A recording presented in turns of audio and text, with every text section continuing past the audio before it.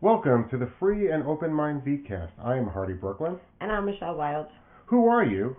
And what is your true passion? We're going to do a little special episode that's kind of out of order that we're inserting, so obviously some of you will notice we're sitting differently, for starters, but I felt that since we talk about change and your true passion, with everything that's going on in the world today, I felt it was relatively important for us to talk about how you can change your perception of everything that's going on in the world to help real change fundamentally start, and for you to fundamentally start to change how you look at people. And what really comes to me was, I've been watching a lot of news, obviously, which a lot of us have, and I've been looking at them from the point of view of what is that news composed of? What does it contain? And when I watch the news, almost all of the news, except for maybe one good feely fluff story out of 12, are negative. And they always end on a negative note or a negative statement, or they try to make a positive statement, but it's always, overshadowed by the drama they want to create. They want to get you to come back. They want you to get more information. And instead of getting more information about the positive things that are happening in the world today, we've developed a culture that we care more about the guy getting stabbed, that is the one negative thing that happened, than the 1 million other things that happened in the town or the city that were positive, that people graduated, people invented things, people started businesses, people do so many good things in their life, but we don't celebrate them. And we've, as a society, come to celebrate death, pain, suffering, or people that have money. And what this pandemic has taught me, or made me think about, is why? Why are we doing that? And I think the reason why is because that's what the media thinks they need to do to sell. I also think there's a way to tell a story. You could tell a story about a stabbing, but it could be told in a different light, so it's not such a negative thing. I mean, it's like watching, I remember I took a film class and we had to watch some documentaries, and one of the questions the teacher asked was like, do you think that's really a true depiction of what happened? It was during the 60s, and kids that were going to Vietnam after they graduated high school, right? And so, I thought about it, honestly, it's not. It's from someone's perspective. And not only is it from your perspective, and even though you're getting truth from people, you're also editing yourself. So the news people are doing the same thing. They'll highlight a certain incident that happens, and they're highlighting the negative part of it instead of saying, okay, this happened, but the positive thing is this happened too. And they leave that out, and they're trying to, and again, remember, the news is coming from somebody that has their own agenda. I mean, every single news channel, whether it's CBS, NBC, ABC, Fox, CNN, RT, or Sky News, it doesn't matter what the news is that you're getting. They have an agenda. That agenda is based on the people that are funding them, whether they're NPR or not. NPR even has their agenda, and it's based on the people who are funding them. It's based on the advertisers, and it's based on the way that they want to enact change in society. I also have to say, they also usually tell a story in 1 to 2 minutes. Yeah. So there's not much information you can give in 1 to 2 minutes. So people look at that and take that all as face value when there's a lot of details that are involved in any sort of story. Right? Correct. And we as a society then have taken that media, that flair, and taken that to our daytime sitcoms and our evening shows and our movies, where when we look at the movies that are celebrated, and we look at the movies that win the awards, and we look at the movies that get all of these things and get the best publicity, they're movies of people that do bad things getting away with it, people that, the rogue cop that broke all the rules to get the bad guy, which we don't even know if he's actually the real bad guy, or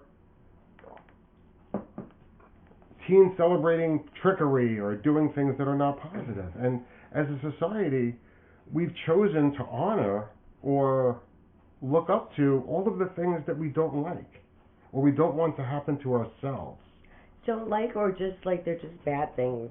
It's just a negative thing.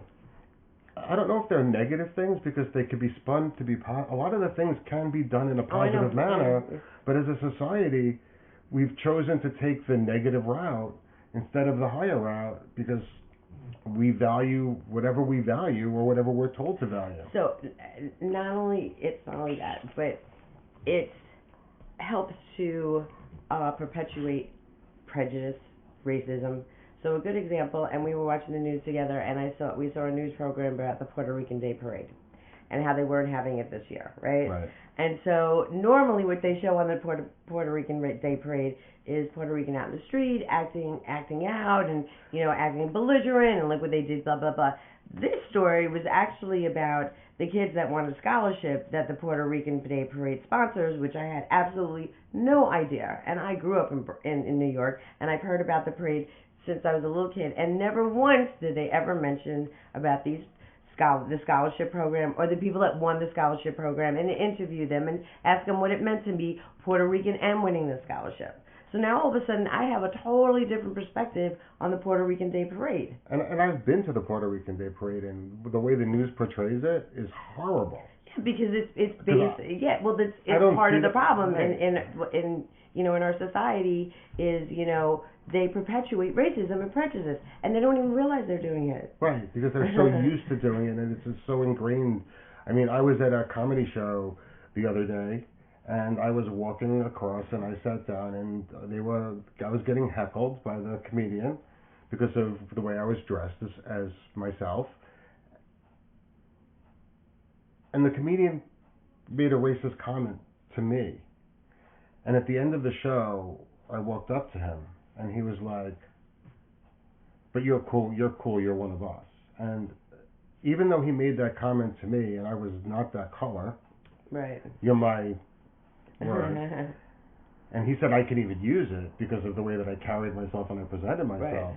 It still wasn't right to use in that manner because we were in an audience where 99.9% of those people were hipsters. They were white people, or they were white thinking people. And the amount of connotation and the dirty looks that I got walking back to the subway after were very interesting. And why? Why do you think they were upset? Because the person called you that? I think it was because they called me that and I was okay with it. Well, I mean, it's a lot of words are very cultural, right? So that word is a very cultural word in that group of people, and they use it way differently than we do. So those hipsters are just, they're thinking like in their own mindset. Right. That's a bad word, but like I said, in their culture, that's what they call each other, right? And that's okay, because that's their culture and that's their word, and you can own it and you can whatever, and it means whatever it means to them. Yeah, and I talked to two girls on the subway after, and they were like, "I can't believe you didn't say something to him or stand up with everything that's going on." And I'm like, dude, I'm so proud that a big mean comedian called me his. Oh yeah. I'm like, what the hell? Well, that's again, if people don't take that into account, that certain things are acceptable in certain cultures and not other cultures. You know what I mean? Right. So it's okay for me to do it, but it's not okay for you to do it. Correct. Because you doing it is being a racist or a prejudiced person. And that's really important, is that when we look at that and when we idolize it, and then we try to copy that. And I see groups of other cultured people try to use those words, whether doesn't matter what race, color, or creed they are. It just doesn't work. And it was a comedy show. Right. So there was a lot of different things that were going on there. But we as a society have a perception of a word completely, and they took it completely out of context, even though they were watching it in context. They put it in their own context. Correct. Right? Which then tells me that when we're getting the news and the information, all of that information that's coming to us is in somebody else's context. Right. And then you're processing it in your own context. And we're taking all of the baggage and all of the thought and all of our own prejudices Right. and our own experiences and then applying it to that. So how as a society do we fundamentally start to change? And one of the things that I think we have to do is we have to start honoring and respecting and celebrating those people in the art world, in the entertainment world, that are bringing us the positive side of life, that are bringing us the positive message, that are not telling all the sad and sorrow songs. I mean, look at country music. I mean, it's a whole genre of negativity. It's literally a genre of negativity. And you look at the way those people act, they act just like their music. Because they're taught and they think that that's how they're supposed to act. I mean, I agree with you. A lot of it is very negative, but I also think they turn that negativity into a positive because now it's a song. Do you know what I mean? It's like a way of getting it out. Yes, but it can be gotten out and worded in a very different way. Mm-hmm. And there's also not only negative things that are happening in these people's lives. There are positive things, and when we look at the music, there's more of that. And a lot of these people's lives is they're choosing to highlight and celebrate. Not only getting it out, but they're celebrating it. Right. By doing that. And we have to, as a society, I mean, try to look at that. Do you think after a while that it loses its steam? That, like, talking about it and singing about it, it just kind of loses its intensity? Like Lenny Bruce used to say, right? Wasn't that part of, why he used all those curse words and used, really derogative words? Because his logic was, like, if I keep on saying it, then it doesn't become that anymore. Right. Like, we gave that word too much power. So the more we use it, the more it becomes part of our everyday life, and it doesn't possess that much power anymore. I think there's a difference between a word and a phrase than when you're hearing things like, my wife got drunk and did all these things, or I ran over my wife with the truck when I got drunk. Those are things that they experience, and they are getting drunk. And then when they're being drunk in a point of altered mindset. This isn't all people from all, I'm not going to say all of them. It's not all of them. Not all of them. When certain types of people get intoxicated and get drunk and get things, and if they already have a negative mindset and they're going negative and something negative comes on the radio or negative comes in the conversation, there are people by human nature that will follow that and go that way.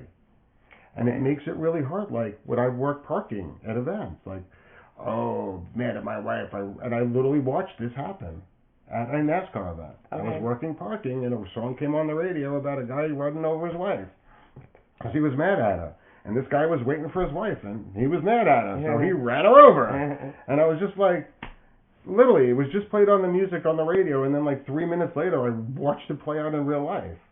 So like, what do you do about that? Because that's just a negative song. Are you really going to see the bright side of that? No, I don't think people are going to see the bright side of that. Or are you telling people, or are we just saying, like, just take it for a grain of salt, or see it that it is negative? Enjoy the music, but just see what it really is. Correct. And what the real statement is. And how are you going to process it? Are you really going to take it to heart, or are you going to see it as like a sign that maybe I shouldn't be doing that? And that's fundamentally what we need to change. We need to change the way that we think. We need to look at these things in society, whether it's the road cop on TV, whether it's the song about jumping off the bridge or running over my wife or sleeping with my friend's wife because he was on vacation. Whatever the story is that we're absorbing, we have to look at them from a perspective as, are they right in society? And are they right for us? And if they're not, we have to look at them from where they're coming from. This is a song about a guy that still hasn't gotten over losing this girl. This is a song about a guy that couldn't control his anger or use words, so he resulted to violence and drunk violence. And I think this is our point, is that you actually are able to sit down and say, I see that, and I recognize that, and I'm not gonna pay homage to that. I like the song, it's catchy, whatever, but it's like very superficial to me at a certain point. And I agree, and I think that one of the things that we probably should do as a society is we're do the same thing with sitcoms and TV shows. Yeah. I mean, there are certain actors and directors that do that. Yeah. But there are a lot of actors and directors that don't. I mean, I watch TV and I'm sitting there and I'm like, wow, that's really bad. Yeah, I do too, but the thing is you recognize it. So that's the thing, is for you to become consciously aware that it is a negative thing, and life isn't like that. And it doesn't have to be that way. And we shouldn't be celebrating those shows. Right. Shows that are depicting unrealistic life or unethical life should not be shows that are winning awards. Because what's the purpose of celebrating that? Yeah, somebody was able to take their deranged mind and get it oppressed to other people or push it down to other people, when we should be celebrating somebody that wrote a sitcom, wrote a comedy, that was able to take a satirical look on society without teaching everybody to go negative or to celebrate that. I totally agree. And hopefully the sponsors of the world and the people will start going that way and doing more of that.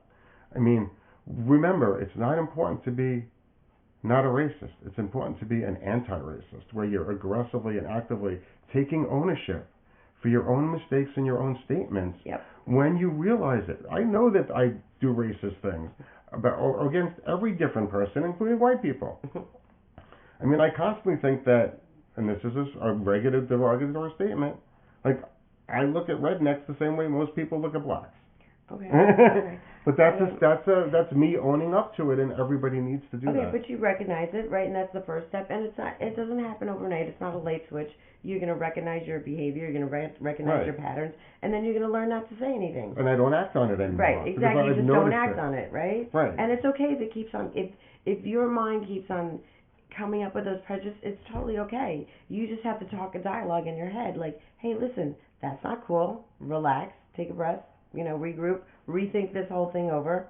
And then in 6 or 7 years, hopefully society will come along and it'll get better and it'll be a lot easier to do. But the more people that do it, remember, baby steps, 2 steps forward, 10 steps back. Right.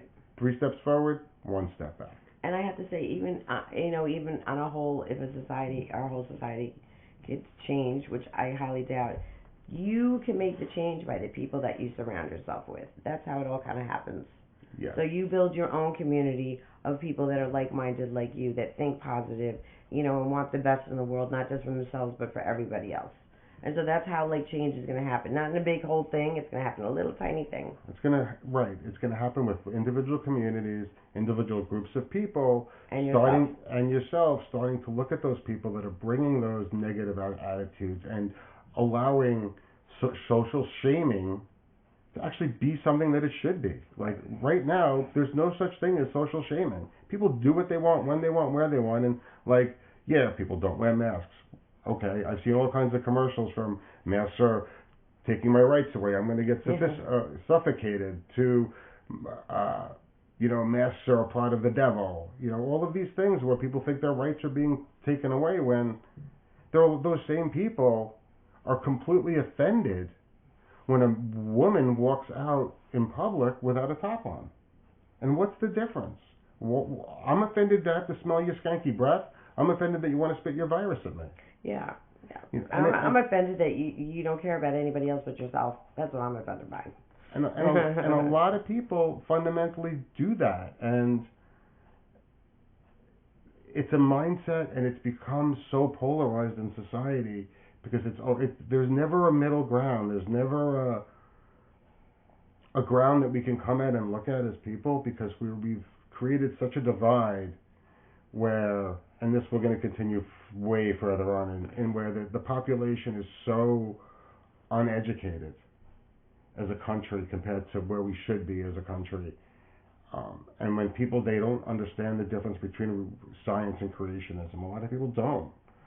A lot of people don't understand how viruses work. Right, I know. You're going off on a tangent about the virus. And a lot of people don't understand social etiquette.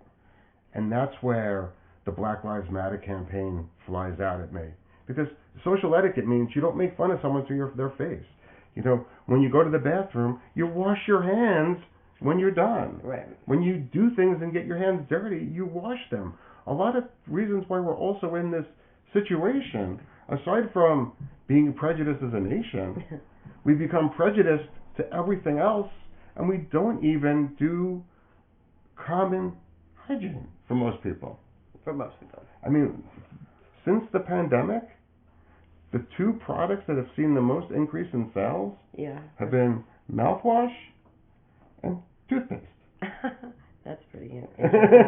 Not hand sanitizer? No. Well, aside from the other pandemic-related products. But these are 2 products now that people are buying because you put that fucking mask on, part of my language, you put that mask on, and now you're smelling your own breath. Right. And a lot of people fundamentally are like, whoa. But again, it's whether we as a society have to learn to wash our hands and brush our teeth and wash our face from a pandemic and learn to respect everybody equally, because we were finally put in a situation where we can see that, and starting to enact all of this change while trying to change ourselves is really hard. So all I want to tell everybody is, do it in baby steps.